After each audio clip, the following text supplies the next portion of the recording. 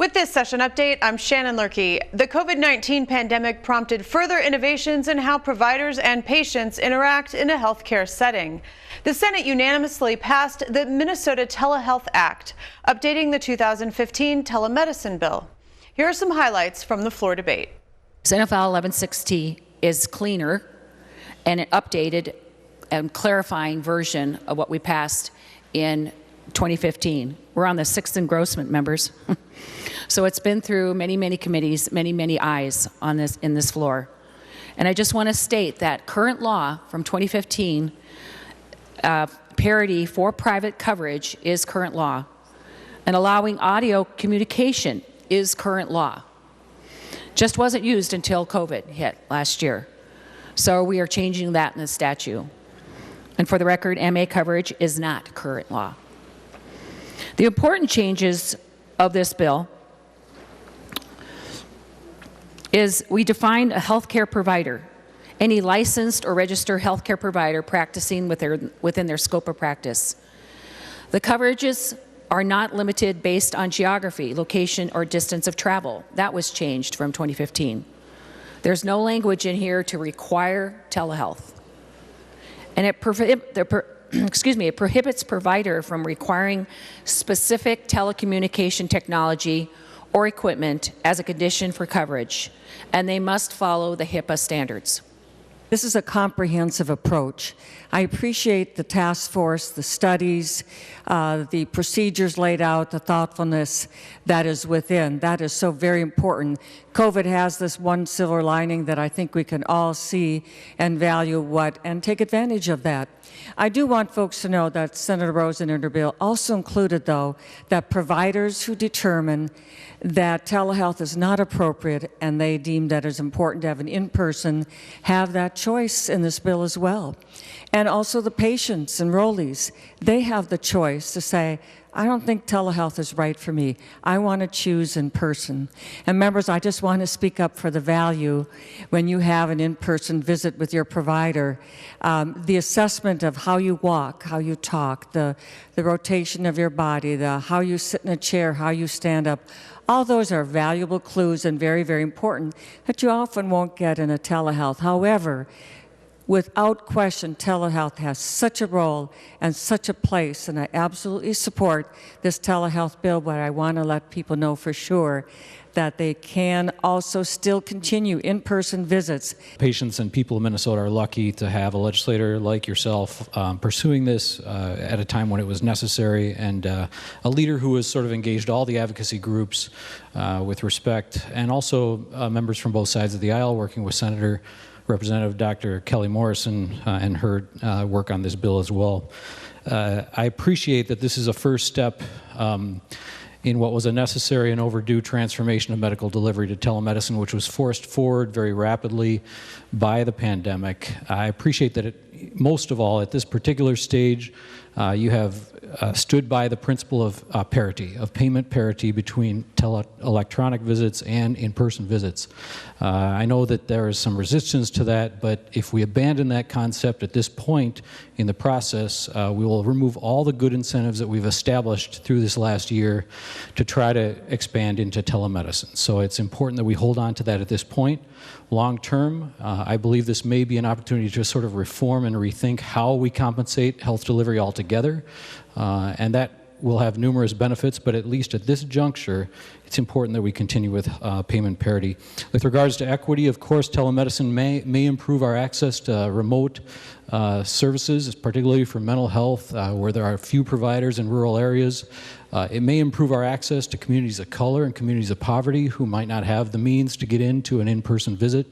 But that will only happen if we're vigilant about expanding broadband access across the state, and ensuring that we purposefully expand telemedicine to reach communities of color and populations who may be suspicious of healthcare delivery. In terms of quality, there are numerous innovations going through with telemedicine. In my own field of hospital medicine, we're looking at telemonitoring after hospital discharge. There's just numerous innovative tools and ways that this could improve quality outcomes in healthcare delivery. COVID has caused a lot of destruction, but in this case, creative disruption Changing the way healthcare was delivered through telehealth has brought us some really important lessons. We know there is better access for some people for mental health and substance use disorder treatments, and we want to continue learning and improving how care is delivered by being flexible, including audio-only provisions. There are some concerns I have with this bill. Overall, this is really excellent work, and I hope it gets a lot of bipartisan support.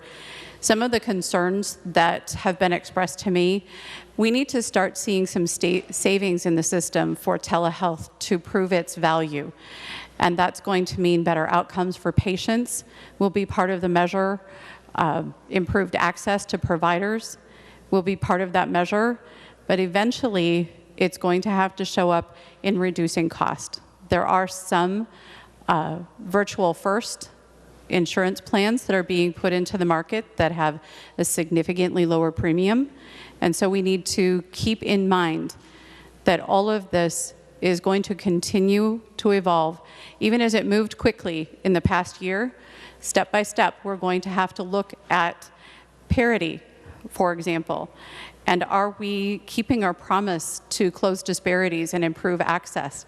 Are specialists going to be more available in places they never were and get us earlier detection, better outcomes for those patients?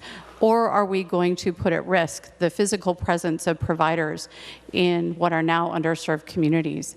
Definitely have heard from constituents and heard in committee about the increase in access to telehealth and the improvements that people have seen in being able to easily access or more easily access providers during the pandemic by using telehealth.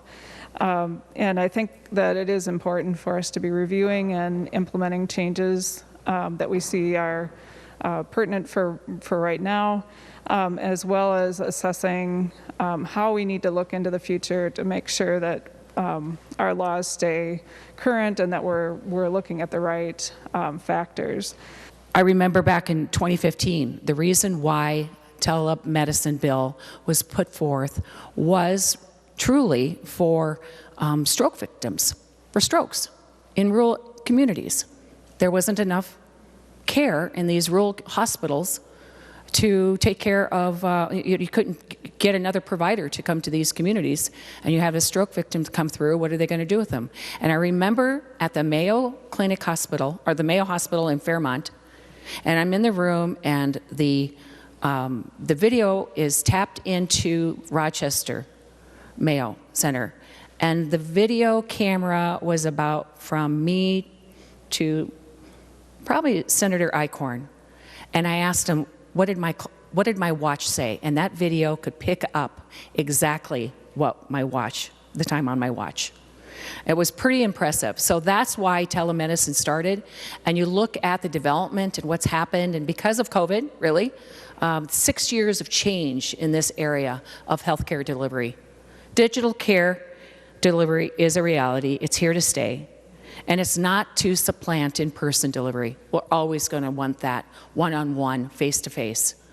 But in those critical areas for the underserved, our elderly, the equity issues, for people that are afraid, still afraid of going into a setting where they could be exposed to this pandemic, and just the ease and the efficiency of telehealth, it is really amazing to see what can happen in the next 6 years.